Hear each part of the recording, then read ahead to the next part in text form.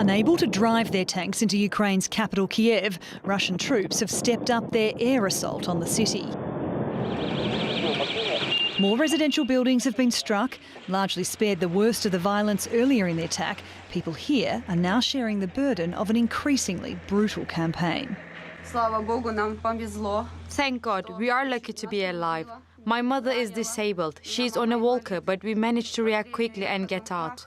The TV fell down, the windows blew out, but we put these boxes near the window and it helped us. We had taped the windows, but the blast blew them out anyway. We were hoping this would never happen in Kyiv. We don't have any military targets here. It's just a residential area. Under attack, but also under curfew. Residents in Kiev have been ordered to stay at home or shelter in bunkers until Thursday morning. But no time's being wasted. Anticipating the conflict to get bloodier, volunteers in the city have set up a field hospital in a bomb shelter. We can receive wounded fighters, provide first aid, stop bleeding and dress wounds. I've trained paramedics to assist me, as well as undergraduate medical students who are not afraid and know what to do.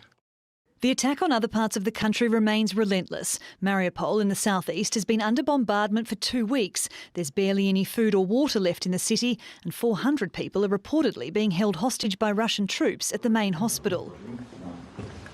But hope arrived via fresh talk of compromise in the ongoing peace talks. Ukrainian President Volodymyr Zelenskyy announced negotiations with Russia were beginning to sound more realistic. He hinted his country could drop its ambitions to join NATO, a move welcomed by Moscow. A neutral status is being seriously discussed in connection with security guarantees. Any generally acceptable security guarantees for Ukraine, with the exception of NATO expansion, is considered a possible option. Türkiye also joined diplomatic efforts to find a ceasefire, with the Turkish foreign minister meeting his Russian counterpart in Moscow. We shared our concerns and criticisms honestly and sincerely. We did our part to lower the tensions and open up a space for diplomacy, and we emphasized the necessity of this on every occasion.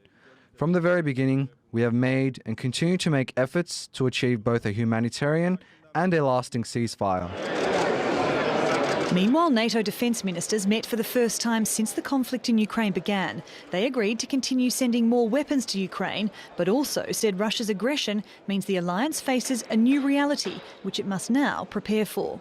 Today, we tasked our military commanders to develop options across all domains: land, air, sea, cyber and space. But as diplomatic efforts to end this conflict continue, the fighting goes on.